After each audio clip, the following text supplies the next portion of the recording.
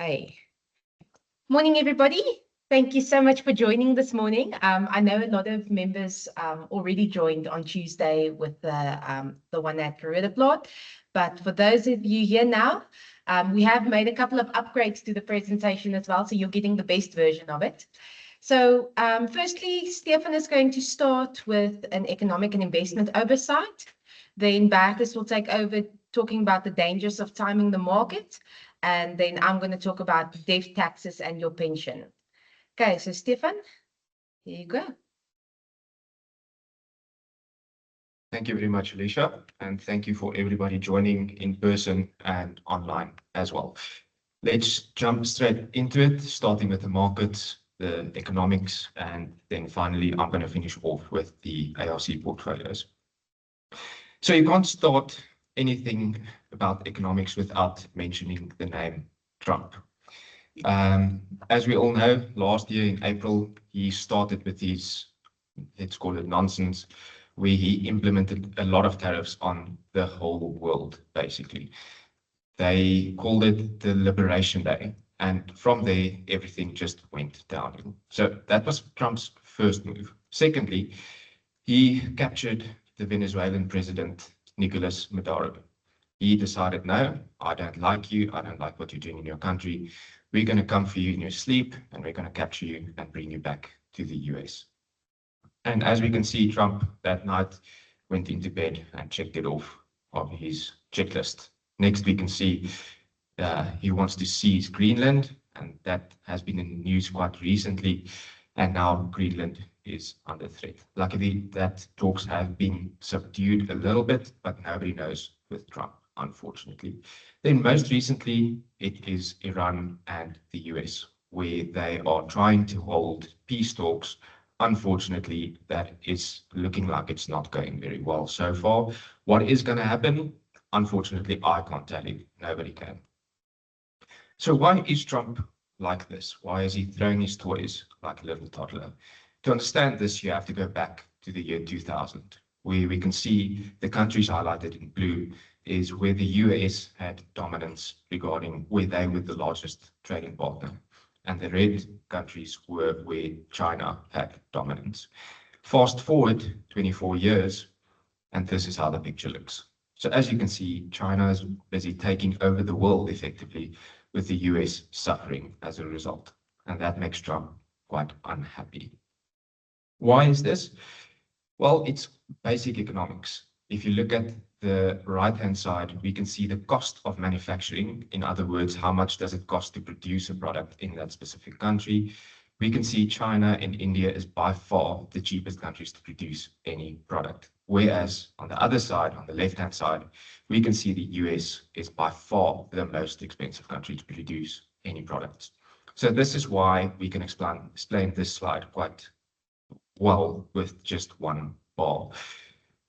China is effectively cheaper at producing the same product.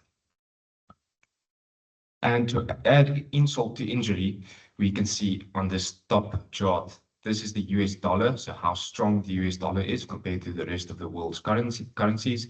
And as we can see from the start of last year, January 2025, when it was at an all-time high, it decreased quite significantly over the last 12 months. The reason for this is because the world, they effectively saw this chart, they see where everything is going, and they are starting to dump the dollar. I'll get into a bit more detail in this in the next slide. But as we can see, as the dollar depreciated, gold price went through the roof. The reason for this is because there is no other sustainable reserve currency in the world. So where does the money go? It goes into the only sustainable asset the world knows, and that's gold, pushing the price up quite significantly. Most of this price movement has been caused by central banks around the globe increasing their gold exposure quite significantly. And obviously, Trump is not happy with this. Despite what we just saw with the US being overtaken by China and the US dollar weakening quite significantly, the US is still by far the largest economy in the world, outshining China and everybody else along with it. So this makes Trump quite happy, but there are obviously risks that remain. However, the US's dominance is not in threat just yet. Moving on to the dollar, we can see 58% of the world's reserve currency is still the dollar. So despite the dollar weakening and the gold being this supplement to a reserve type of currency, the US dollar by far still dominates the world. So this just goes to show how big the US still is and will probably continue to be throughout the future. And this makes Trump quite happy, as we can imagine. Then South Africa. At this stage, we are quite in a Goldilocks moment. We're in a bit of a sweet spot. I mean, we all know, we can't remember the last time we had load shedding or even talks about load shedding. Our inflation rate is quite low. The rand is quite strong. Everybody seems to be happy. Yes, we do still have our issues, which I'll get into just now. But overall, it's been a while since we were at a level that we all felt this good about the country. Unfortunately, we are still South Africa and we are still an emerging market. So that means that we do have some risk that remain. However, the rand is at this stage not one of them. As we can see, this chart is quite complicated, so excuse that. But the green bar is what the rand is actually doing versus the US dollar, with the light blue interval basically being the top standard of one standard deviation above and one standard deviation below its average. And as we can see, the rand usually trades at a bit of a cheaper level, as they say. In other words, it's a bit weaker against the dollar than what its fair value actually would imply. The reason for this is our political uncertainty, just the normal South African issues. However, we can see this latest period, the rand actually strengthened significantly. Now, yes, this has something to do with the dollar weakening as well, but South Africa is doing really well, and we are one of the largest gold exporters, and with the gold price being sky high, that obviously also helps quite a lot. So the rand is actually trading at below one standard deviation below its usual average or fair value, as they say. Will this continue? No, it won't. When will it change? Unfortunately, I can't tell you that. Nobody knows. Just interesting to note, the rand is now at a level where we last saw it in 2015. That's literally 10 years ago. So imagine somebody standing here today, 10 years ago, telling you that in 10 years' time, the rand is still going to be where it is today. Nobody would have believed them. But nonetheless, here we are. Then some of the challenges I mentioned is our debt to GDP ratio of South Africa. As you can see, over the years, every year, year after year, it has been increasing steadily. This is unfortunate because it is unsustainable. Just imagine, put yourself in these shoes. Just think your income is at level X, but your expenses are much higher than what your income is every year. So every year you have to go to the bank and take out an additional loan. As you can all imagine, that means that at some point you're going to get to a level of debt where you can't pay it at all, where your salary is physically not enough to pay your debt. And that's the risk our country is starting to run into. At this stage, it's not a great issue yet, but if this trend continues, it might spell a bit of trouble. As you can see, the forecasts are for it to increase a bit as well. Why is this a problem? Because all of the countries have most of the countries have an increasing debt to GDP ratio, but it's a problem for South Africa because we don't spend the money at the right places. As we can see, the red line above is how much of the money for example, China, the amount of money they get in, 41% of that money goes back into infrastructure investments into the country, effectively trying to improve the country, improve the economy, and so on and so on. The global average is at 26% of their GDP being invested back into their own country. The US is at 21%. Just keep in mind, they are already quite well developed. And then South Africa, just 16% of all of the money we get in is being reinvested into the country for a better future. The rest of the money goes to the public wage bill, social grants, etc., not really pushing the country towards any significant growth. So that's why it's a problem, increasing debt levels, but it's being spent on the wrong places. We can see this in the growth figures. So this chart shows the growth rates of different countries, specifically emerging markets. So it's comparing apples with apples. And as we can see, the emerging markets on average have a growth rate of about 4.5% year over year. This does go up and down depending on the country, obviously. For example, Brazil, Russia, and China, and then India finally with larger growth rates. And then we are supposed to be at these type of levels. But as you can see on the right-hand side, we are nowhere near that kind of levels. And that's simply just because we're not spending our money at the right places. So, like I said, we are in a bit of a Goldilocks moment. These figures I mentioned does not include the most recent gold run, so we're yet to see what that's going to do to growth. The estimates at this stage is that South Africa will be growing at around 1.5 to 2% for the next year or so. Still well below where we should be, but it's a definite improvement. Then finally, with regards to interest rates, our interest rates are relatively low, however, still on the higher side. Most economists, they think that we can have about 1% lower. But unfortunately, the Reserve Bank said due to political circumstances around the world, they are holding back on any interest rate cuts at this moment. They just want to see what's going to happen. The reason for this is if something bad does happen, our rand is going to weaken quite significantly. That means our inflation is also going to go up quite significantly. And it's the Reserve Bank's job to try and keep that as low as possible. Finally, the ARC portfolios, probably why you all are here. So let's jump straight into it. Just a bit of a background. This is the 5 portfolios that are available based on their risk spectrum. So what I mean with that is, for example, the ARC money market, you can think of that as just a cash portfolio. Whereas as you go up the risk spectrum, you expect to get a bit more return. So the ultra conservative is the income fund where you do introduce some bond exposure as well. ARC conservative is where you start introducing a bit of equity exposure, and the equity exposure increases as you go up through the portfolios. Don't stress too much about it. I will get into a bit more detail on those. Then how are the portfolios managed? We use the principles of multi-management. So what that effectively means is that your money is not given to just one manager. It's diversified through a whole lot of specialized managers. For example, you get managers specializing in local equities, for example. You get managers specializing in offshore equities, local income, bonds, etc., etc. So our job is to go out into the market, find the best managers, and combine them into one single portfolio, which is what you are then invested in. The idea behind it is to balance growth and protection as well, giving you the best of both worlds. So how did the actual portfolios do? This is the performance figures to the end of January. So I'm going to focus on the 1-year figure because it is the most recent. And just as a reminder, the portfolios, you expect the money market to be a little bit less, but less volatile as well. Whereas you expect the aggressive portfolio to give you a higher return, but then be more volatile as well over the longer term.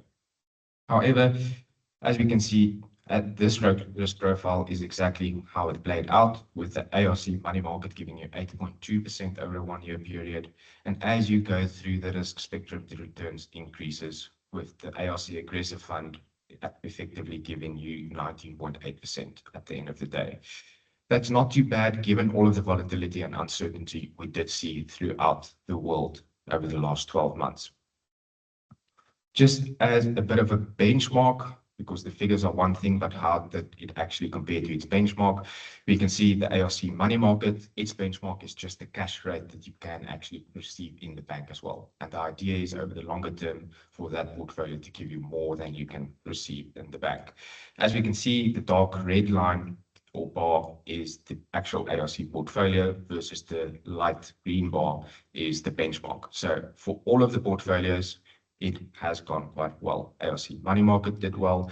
Then ultra conservative, that's where its benchmark changes. It goes to inflation plus 2%. So whatever inflation did, plus 2%. For example, inflation was 5%. This portfolio is supposed to give you at least 7% there. So as we can see, compared to its benchmark, it did extremely well. Now, yes, this is because inflation was quite low. However, the portfolios did extremely well regarding the benchmarks. conservative, balanced, and aggressive, where they all have their own benchmark of CPI plus 3, 4, and 5.5 respectively. As we can see, over all time periods, all of them did relatively well. So how does the portfolios actually look? This is the ARC money market, and as I mentioned, it's basically just a cash portfolio. The blue circle is 100% cash, with that other 1% is basically also just cash, but it's in a trading account for daily liquidity. Moving on to the ultra conservative, as I mentioned, this is where you introduce a bit of bond exposure as well. However, it's still considered a fixed income or just an income portfolio. So it has a blend of bonds as well as cash and a small amount of equities. That is just, you just get that through the underlying managers having a small allocation to equities. According to the regulation, you can go up to 10% equities. However, given it is an income portfolio, we feel that's not where we want to be. Then, on the other hand, you are 90% invested locally with about a 10% offshore allocation in this portfolio. Interestingly, because I mentioned the rand strengthened quite significantly, over 1 year, this portfolio did 12.8% in rand terms. However, if you look at the dollar return, so whatever this portfolio did in dollar terms, that suddenly jumps up to 29.72%. And we can't stand here every year and say this is the case, because usually the rand weakens against the dollar. So you can go to all of your American friends and say, listen, my income portfolio did better than your stock market as a whole, which is quite nice. Then the conservative portfolio, we introduce a bit of equities. It's a low equity fund, so you have a maximum of 40% to equities. The rest must be in fixed income, i.e. bonds and cash. And that's exactly how this portfolio looks. It does introduce a bit more offshore exposure, with about 30% being offshore. Again, over a 1 year period, 15.15% in rand terms. In dollar terms, that jumps to 31.76%. Quite significant. Then the balanced fund, this is where you introduce a bit more equity still. So you have a maximum of about 60% in equities and the rest in fixed income. Offshore allocation is about 32% roughly in offshore assets. Same story again, 1 year return of 18.3%. In dollar terms, that relates to 34.86%. Then finally, the last portfolio and the most aggressive portfolio is the ARC aggressive. This is where you have a maximum allocation of 75% to equities. As you can see, the total equity exposure now is about 73, with the rest of the investments being in fixed income investments. Then on an offshore basis, about 35% of this portfolio is invested offshore. Finally, 1 year return in rand, 19.83%. And then in dollar terms, this relates to 37.89%, which is quite good.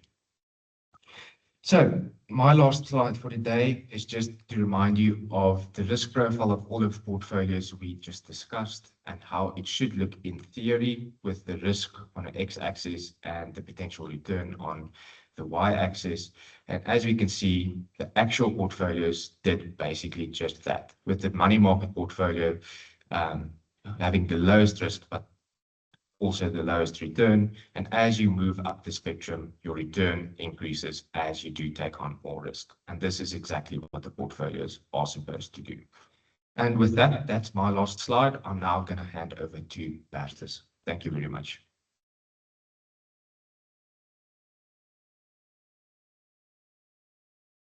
Thanks, Stefan.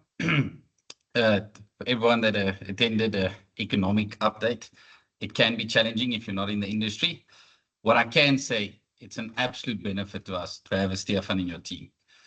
That being said, we've spoken about the economy.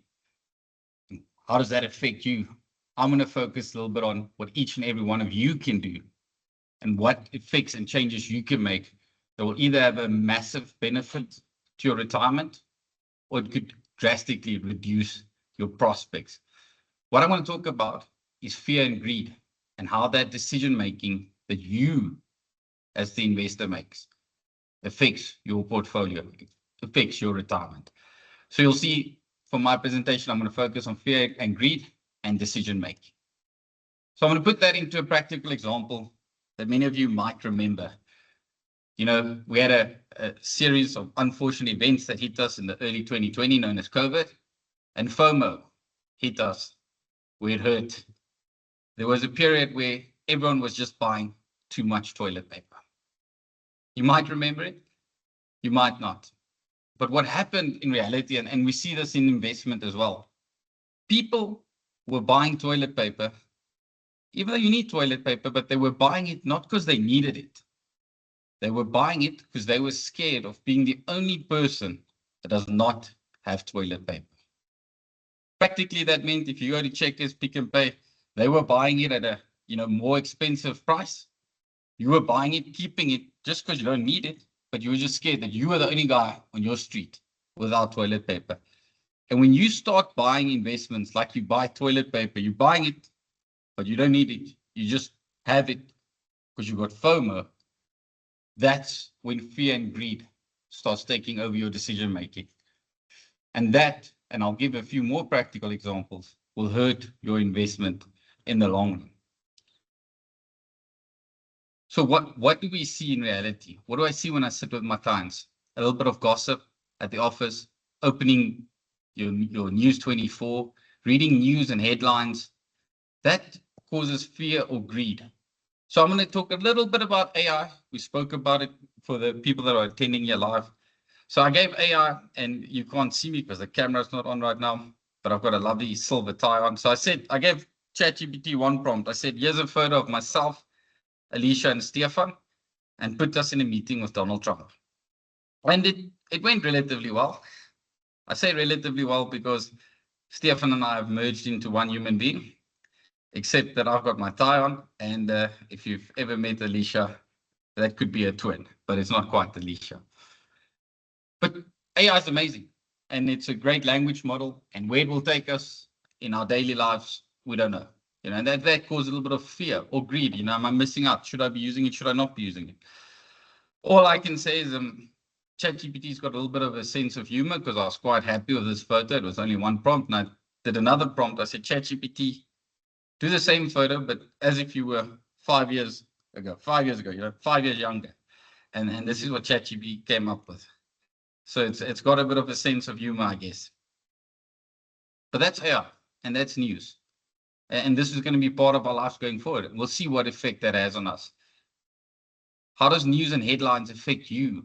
People sitting here, those attending online, or even watching this recording.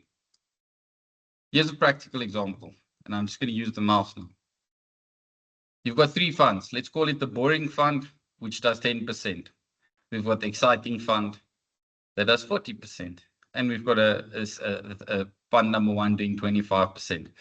All of us would have been happy. If you got your 10%, 25%, or 40%, you as an investor looking at your statement would have been happy. Fast forward to year number 2. Fund number 2 would have been excessively happy. You went from 140 Rand to 182 Rand.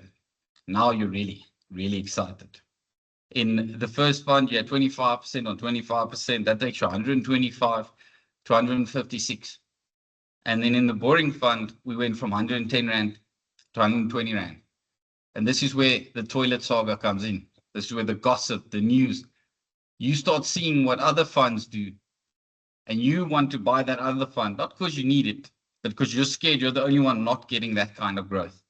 And when you do take a trade, where you take your boring fund and you buy the most expensive fund there is, the one that's outperformed the rest. And how outperformance is normally followed by overselling, we tend to see this happen. We tend to see markets move in the opposite direction. So if you had sold the boring fund at 121 Rand and you had bought it at a value here, I'm going to call it 182 Rand, your 100 Rand investment at the end of year 3 would be 72 Rand 60 cents. So you would have gone backwards. So fear and greed in this instance can cause you as the investor to make a mistake. And then we see the second phase of making mistakes. Now we're playing catch up. Now we've missed 3 years. Now we're not at 133 Rand or 125 Rand. We're now, almost 30 Rand short of where we started 3 years ago. And that's a dangerous mentality to be in. And we'll get to shortcuts later. So Bottom line, stay invested, ignore the headlines. Because that's what we see. We see investors trying to time the market, predict where it's going to go, predict where the gold's going.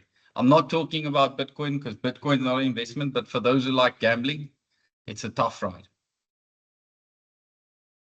But if fear drives those decision-making process, and you can put the fear and greed to one side, what can you as the investors do that actually benefits your retirement planning? So I've said it earlier and I'll say it again. Stay invested for as long as possible. We get it quite frequently where people consider retiring at 60 instead of 65 or 55. My advice is stay invested for as long as possible. I'm not there. I don't know what the work environment is. I don't know any other of your family situation, but if you can stay invested for as long as possible, that's my advice. Protect your capital. Stefan has given us in-depth understanding of how the ARC pension funds work. And if you're in the trustee default option, that's great. But if you're not, and you're a little bit concerned if you're in the right portfolio, reach out to myself and Alicia. A rule of thumb can be if you're more than 10 years from retirement, consider the aggressive or the balanced. And as you get closer to retirement, 5, 3, 2 years, move over to the conservative, just so that when you do get to retirement, you're not dealing with that aggressive volatility. My closing slide will talk about what is a retirement plan. But before we get to a retirement plan, let's look at the story of David. Now, first and foremost, if you look at this photo, and I'm glad it's working today, yesterday we had a technological error, you're already predicting there's a helicopter missing. In South Africa, if someone's missing, especially old David was missing here for 2 days, you tend to assume the worst. But all David actually did was he celebrated his wife's birthday party, and then he decided he wants to walk home. And he followed the trail. And for the majority of the path, he stayed on the path. Then he got slightly lazy, very close to the end, and it was getting slightly dark. And he took a shortcut. And for poor David, that meant 2 days of being absolutely lost. And what happened was he curled up on the path, severely dehydrated, and luckily a fisherman found him and it saved the day. But what does this mean to you? What we see when fear and greed or a shortcut comes along the path, we see investors trying to take a shortcut. And that's normally, there's several ways in which we see this, but most notably, it's scams. When you get closer to retirement and you're considering that lump sum and you get an email saying, I can give you 100% return month on month, just give me a large lump sum investment. I can't list all the scams because there's probably scams out there we don't even know about right now. But if it sounds too good to be true, stay away. Shortcuts, if you haven't saved enough, you go look for aggressive returns. You don't quite understand the risk, and you don't understand the timing of the market. There's no shortcut here. So be wary of the path that you're on and be wary of shortcuts. Don't go looking for something that doesn't exist. So my closing thought is simple. The markets are unpredictable. News and AI, it's ever changing, and we don't know where it's going to be in 5 years. Timing the market, especially close to retirement, can be extremely damaging to your portfolio. And lastly, it's hard to plan for retirement without an end goal, without a path. And yesterday I got the question, okay, Bertus, I understand this. And this is my last comment. I understand there's a retirement plan and you can't plan without a, but what is a retirement plan? And practically speaking, and if you're watching the recording, please, it's as simple as the following. Reach out to Alicia and myself. We'll sit with you. We look at your salary. A practical example is you're 30 years old. You're earning 10,000 Rand. We're going to plan for 35 years of putting monthly amounts away, putting contributions away. And we say, listen, if you're 10,000 Rand a month, is 100%. When we get to retirement, or yet 50%, or yet 75%, or yet 100%. All we need to do that is we need to know your current salary, your current contributions, and your current pension fund statement. And with that, we can put you on a retirement plan. And younger members. That gives them peace of mind. That gives them a goal to work towards. For our members that are closer to retirement, we normally try and see them a year, 2 years before. Even those last 2 years, just of understanding what your plan is, really does give you that peace of mind to retire comfortably. So stay on the path, stay invested, and facts and myths, and Alicia, she's going to take it from here. And thank you so much for your time.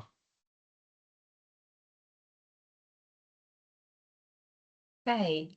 Thank you, Bertus. Yeah, I must say, in my experience, usually when markets have run this hard, or if there was a big crash, I start getting switch forms like nothing else. And it's exactly what Bertus just now spoke about. You see your colleague sitting next to you, his investment has done much better than mine. I should also switch to that portfolio. And as Bertus showed on that chart, that might be exactly the wrong time to do that. So I'm not saying never switch, but talk to somebody. Make sure that the reasons why you're switching is actually financially sound, and that it's not just your emotions sending you in one direction or the other. Okay, so when I sent out this the invitation for these presentations, I asked members, if you have some questions, please let me know. And Benjamin Franklin said the only certain things in life are death and taxes. And apparently ARC members agree, because that was the only questions I got. What happens to my funds when I die? And when it comes to two-pot tax, all of that, how does that work? So let's get into it. Firstly, let's do the morbid side. What happens if you pass away? So if you're still working at the ARC, all members in the pension fund automatically have death and disability benefit. So your benefits are dependent on two things. First of all, your age, and then your pensionable salary. So that's not necessarily your cost to company, and on your pay slip, you won't ever see what your pensionable salary is, but that's the amount that you choose where your contributions every month is based on. So I know it's February now. The forms have been sent out. Every year you can adjust your pensionable salary percentage, and that will have an impact on your death benefits as well. Just so you know, you do have disability benefits also, but I'm just focusing on the death benefits for now. So let's say, for example, my annual pensionable salary is 100,000, and I'm 36 years old. That means I have a death benefits of 9.24 million. Okay. If that death benefit was based on a pensionable salary of 50%, obviously, if I take that to 100%, I'm doubling my death benefit. Okay, so when you pass away, that insurance portion is added to your pension fund credit. So whatever you have already accumulated within the pension fund, that goes with the insurance portion. And the trustees then have a duty, according to Section 37C of the Pension Funds Act. They must determine who your dependents and your nominees are. Okay. Your beneficiary nomination form is not the power over what happens with your pension money. Yes, the trustees will use that as a factor to make their decisions, but it doesn't necessarily work out that way. I can, for example, let's say I've been divorced, 2 of my kids are living with my spouse, and I'm now remarried and I have another child. I can't just put my current husband and my new child on my nomination form and leave the other 2 behind. I have a legal obligation to take care of those 2 children, even if they're not staying with me. Very importantly, even if you're not making maintenance contributions to those children, legally, you are obliged to take care of them. So legally, the trustees are obliged to make sure that those children are also taken into account. I had a member who sent me an email asking, but so her nomination form says her husband and her child 50% each. Is that the way it will be distributed? I can't tell you that. There are many factors that play a role. So what is the amount that she has to distribute? How old is that child? Do they still have a long way to go through school, university? Does her husband have his own pension? All of those things will play a role. But I can really assure you that the trustees take a lot of care in the investigation and making sure that everybody that should be taken care of is taken care of in an equitable way. Lastly, your last will and testament has no power over your pension fund. So your beneficiaries can't come to the pension fund office with your will and say, but in your will it says that these 5 persons should share in your pension. Unfortunately, that's not the way it works. Section 37C overrules all other legislation. Okay. Now, I also get a lot of questions. Yes, but that's while I'm still working. What happens to my pension after I've retired? Now, once you've retired, your capital is taken out of the pension fund and it no longer falls under the Pension Funds Act. That means the Section 37C where the trustees decide, that also falls away. The type of annuity product that you then choose at retirement, that will determine how your investment or what happens to your investments when you pass away. So just also, obviously, no longer in the pension fund, you don't have that insurance portion that I showed at the beginning, unless you take the continuation option. So members do have the option to take to continue with the group benefits after they leave the service of the ARC. It will just then be at individual rates and no longer the group rates. Okay, so what type of product you choose, as I said, that's the one that will determine what happens to your funds. So first option is a guaranteed annuity. Now, I know the slide is a lot of words, so don't worry yourself too much. I'm going to go through a practical example to make it easy. Guaranteed annuity is a lot like the state pension, where your income is guaranteed for the rest of your life. As the Englishman said, come hell or high water. I don't care what happens in Stefan's economy and his markets. I get my income for the rest of my life. I also choose an annual increase that is guaranteed. So if I tell the insurer I want a 5% increase, that is guaranteed every year on my renewal date. That increase will come into play. If I have a spouse, I can add a spouse's pension. And what that means is, should I pass away, they will get a percentage of my income for the rest of their life then. So I know in the government employee pension fund, it's a 50% spouse's pension. We find that 50% is a bit drastic. We all know that your expenses aren't going to half when your partner passes away. So we usually work on a 75% spouse's pension. And then you can also add a guaranteed term. Now, guaranteed term has nothing to do with how long your income pays. Your income is always lifelong. That has to do with the inheritability. So I know it's a lot of words. Let's go through a practical example to show you. So let's say if I tell the insurer I have 2 million rand, let's say that's the case. I want a 6% annual increase. I want a 15-year guaranteed term, 75% spouse's pension. The insurer says, okay, Alicia, because you're a female, because this is your age, let's say, for example, he's going to give me an initial income of 12%. Okay. That income is going to increase every year with my 6%. As I said, I chose a 15-year guaranteed term and my 75% spouse's pension. Now I pass away after 7 years. In theory, that income level that I have there now is supposed to decrease and I'll pay to my spouse for the rest of his life.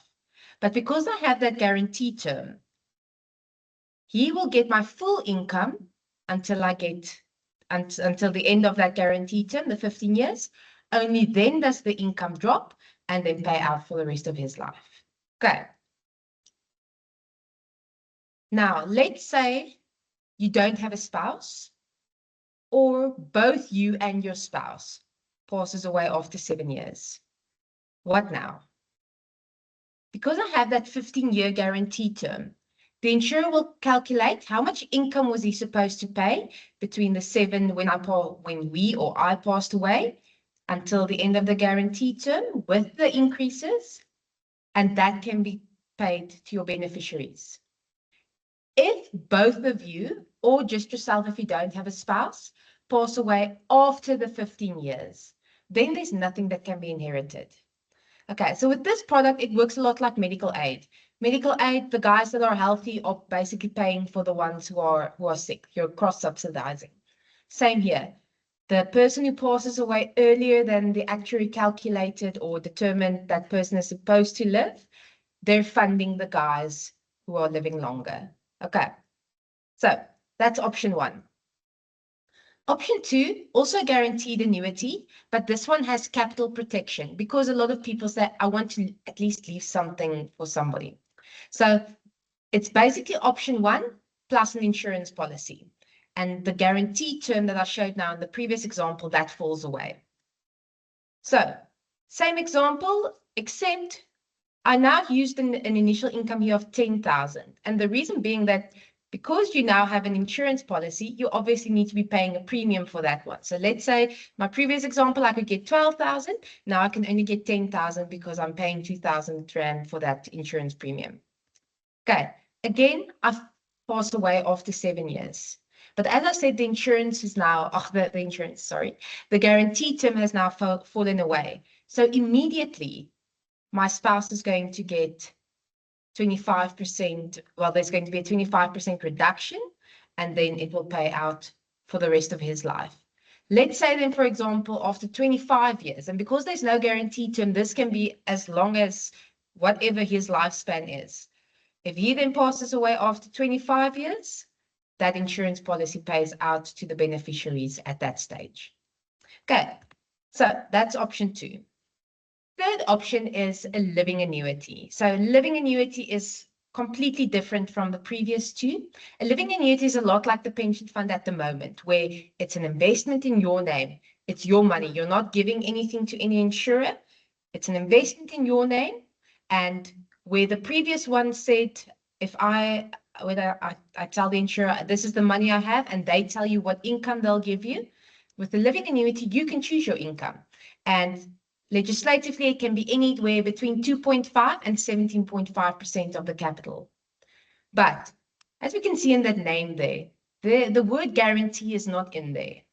So that means you actually run the risk of withdrawing or outliving your capital if you take too high an income withdrawal. Now, I'm not trying to persuade anybody not to take this product. The living annuity is a great product as long as you and your advisor have a good relationship and you manage your withdrawal levels. So if I'm withdrawing 17.5%, yes, as Stefan showed this last year, the aggressive did 19%, so then you would have been fine. But the 19% this year was an abnormal year. It's not what we usually get in the portfolio. So let's say, for example, I'm withdrawing 17.5, but I'm only getting a portfolio return of 10 or 11%. That means I'm going to start eating into that capital quite quickly. Okay. The positive side of a living annuity is that it never falls away. So as long as there's money in that product, it can be inherited by your beneficiaries.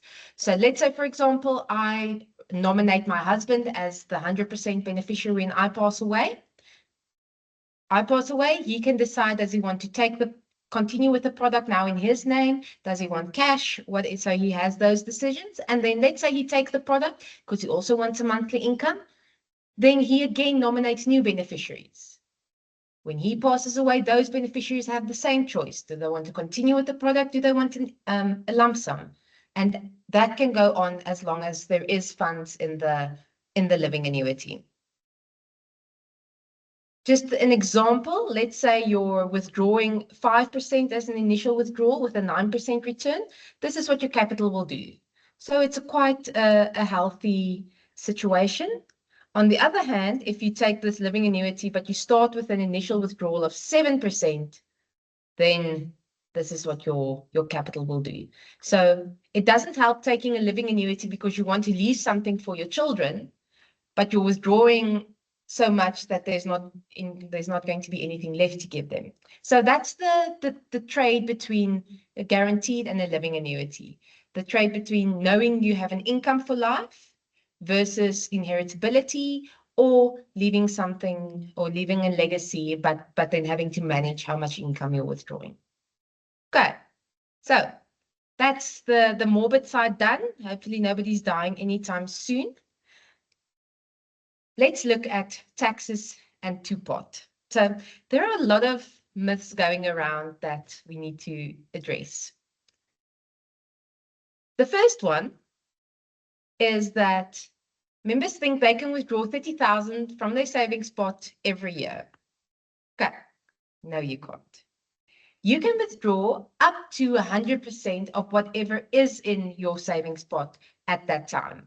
So that 30,000 Rand seeding capital that everybody got in 2024, that was a once-off. You no longer have access to that vested pot unless you leave the service of the ARC. So I get a lot of two-pot withdrawal forms where the amount that the members write in is 30,000, but they haven't accumulated 30,000 yet. So then they have to resubmit the form. What is actually going into your savings pot? It's 1/3 of your contributions every month. So let's say, for example, you're contributing 3,000 Rand in total. So 1,000 Rand every month is going into your savings pot. If we contribute that for a year and you get 9% growth, that doesn't get you to 30,000. It's around 12,600 Rand that you have available to withdraw. On the flip side, I have actually a member who now in January, she made a withdrawal, and she didn't make a withdrawal in 2024 when the 30,000 seeding capital came in, and she's been making her her contributions all this time. So she had a balance in her savings pot in excess of 65,000. She's allowed to withdraw 100% of that. So many members have this idea in their head that if I don't make a withdrawal this year, I'm losing it somewhere.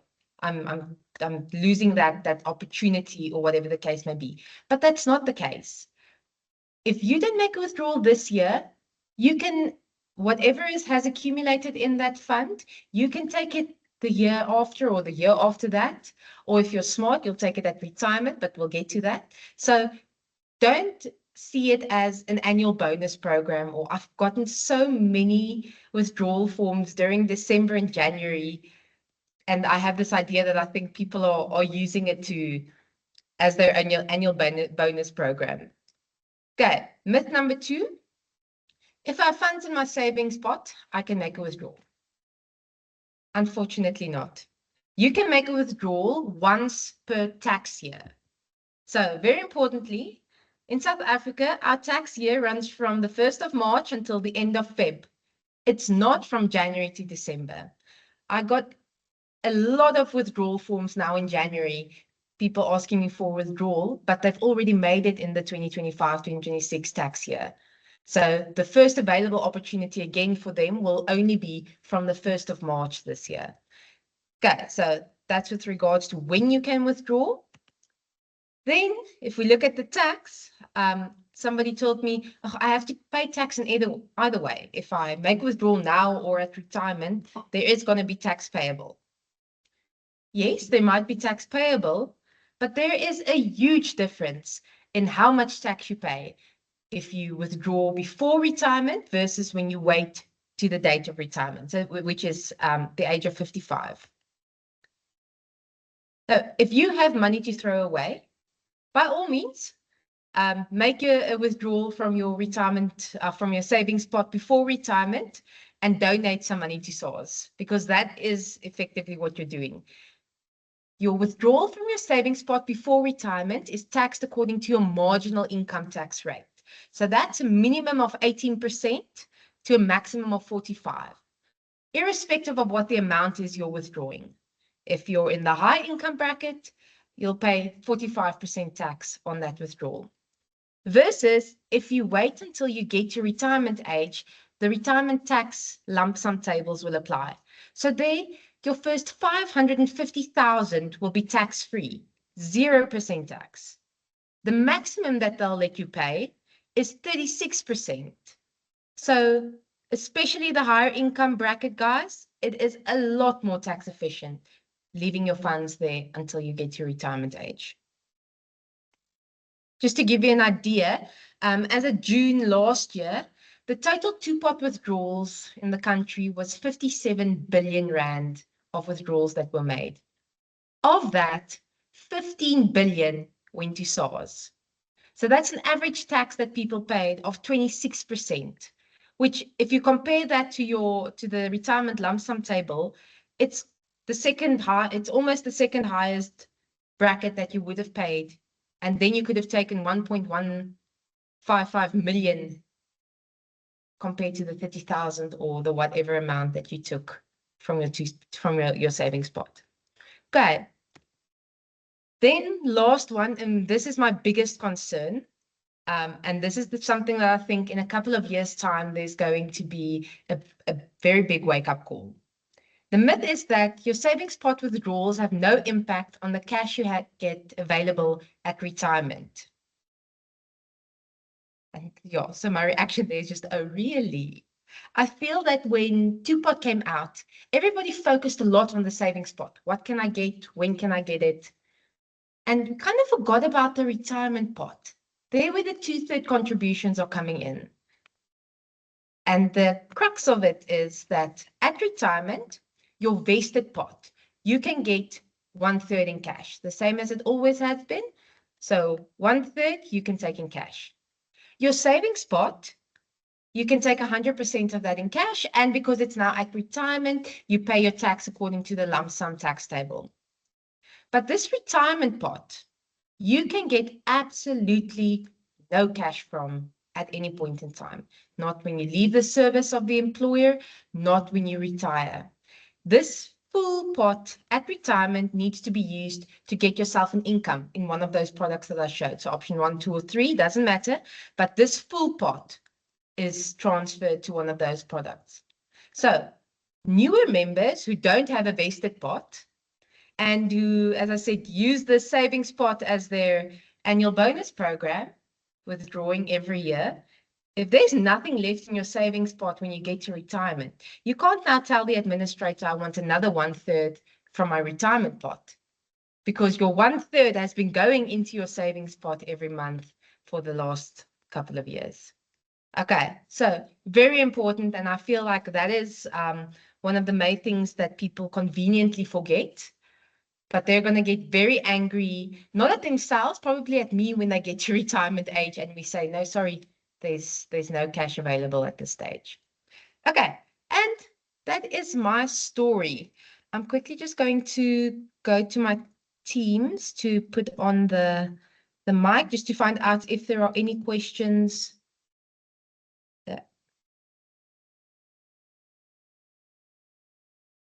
Sorry.